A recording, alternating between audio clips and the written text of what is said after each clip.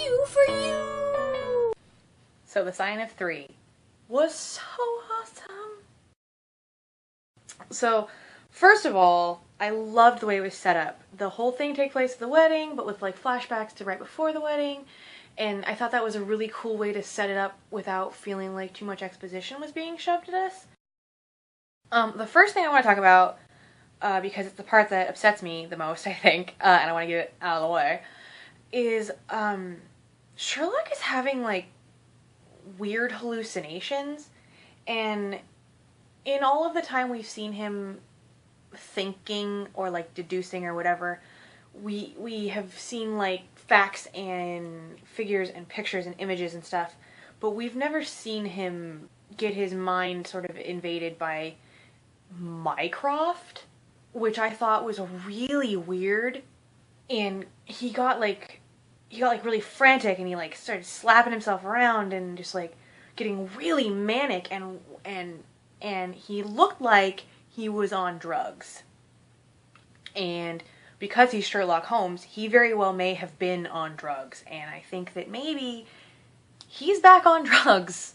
And so that makes me real nervous, because in the novels he was on drugs. I think it was cocaine that he was like super into, but I think that he's using, and it's manifesting, and it's bad, and it freaks me out, and that part of the whole thing made me kind of upset.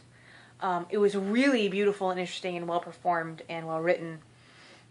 The big courtroom with he was like picking out people, and then Mycroft was on the judge's thing, and it was really cool, but at the same time it was like, that means something bad. I can tell, you know? Sort of along that same vein, I'm really freaked out for the next episode, because I watched the preview today, and there's a hospital, and there's a very scary bad guy who's threatening everyone that Sherlock cares about, which is turning out to be more people than he even thought he could ever be capable of caring about. And that puts Mary in a very scary, vulnerable place, and it puts John in a very scary, vulnerable place, and it puts Sherlock in a place that he's not familiar with, which is caring about people, and that clouding his judgment and his ability to make decisions. And so I'm like really nervous for his last vow. I don't want it to be over, and I know that it's going to be over, and it's going to leave on this horrible cliffhanger, and something bad is going to happen to somebody, and if Mary dies, I'm going to freak out. Let's talk about stuff that made me happy. Just so happy. That wedding was perfect all the way down to his really, really, really, really, really long best man speech. It was so happy and low-key, and then what could possibly have been more perfect for a John Watson wedding than an actual murder case on the premises during the reception. It was so perfect. And like the lead up to the wedding, where Sherlock took his best man duties so seriously, and he was like, swans are Sydney opera houses, and he like learned how to fold napkins, and he threatened Mary's ex and was terrifying. And then like his adorable moment when John asked him to be his best man, I think this was some incredible acting. He asked him, and then in retrospect he's talking about all these things that he said, but then he realized that he never actually said them. And he's just standing there in dumbfounded silence, which is something that never, ever, ever happens to Sherlock Holmes. He's always got something to say. And it was so beautiful what somebody, considering him to be his best friend, would do to him as a person. And then, of course, the stag night, which I think was so perfect. It was not overdone. It was what I think exactly what John and Sherlock would get up to on a stag night, because Sherlock was very methodical. He was like, you have to drink this much alcohol, and then we'll go to this place for this long, and then you can drink this much alcohol, and we'll just keep going like that, and then we'll spend the whole night out. It'll be great. But Watson was like, I'm not that patient, and this is boring. I'm going to sneak shots into our drinks, and it'll be great. And then they end up getting home, and it's only been like 2 hours, and so they have the whole rest of the night to just be shit-faced. And it's so funny because the part where the woman was talking about her case, and she says, I just thought that he would call to tell me it was over. And yes, it was funny that Sherlock was having this like bizarre emotional reaction. His eyes were all glassy and he was like, ah.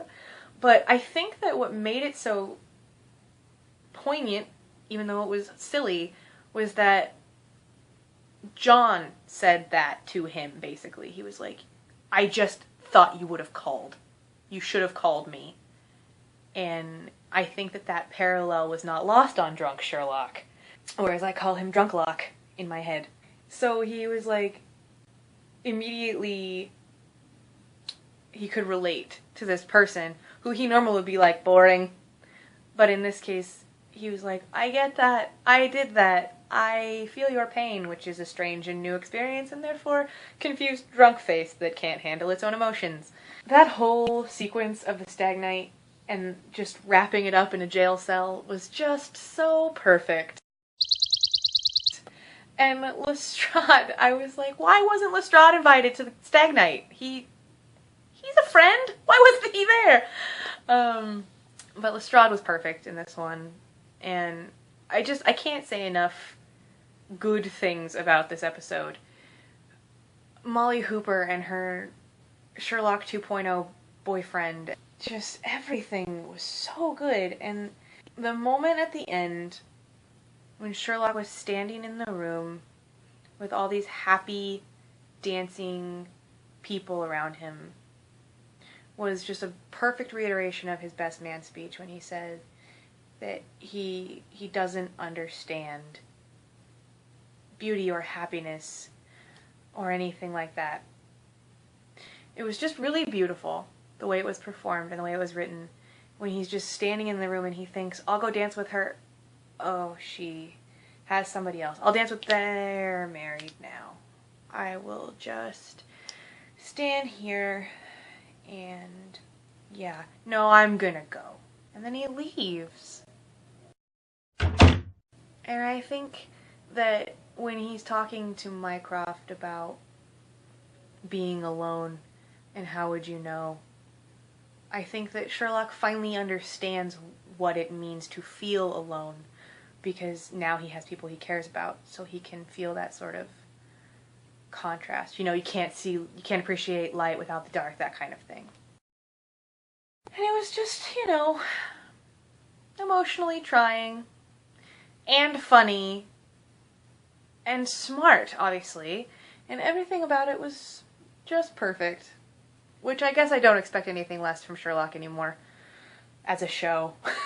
It's pretty much great. Except now I'm terrified about what's going to happen next. Anyway, I will see you guys around. I'm going to be on again in a couple days, and I hope that your January is going great. My birthday's coming up, so if anyone wants to send me $1 million, that'd be cool. Or a new camera. You know, just putting it in the universe. I guess I will talk to you guys all soon. Later, taters!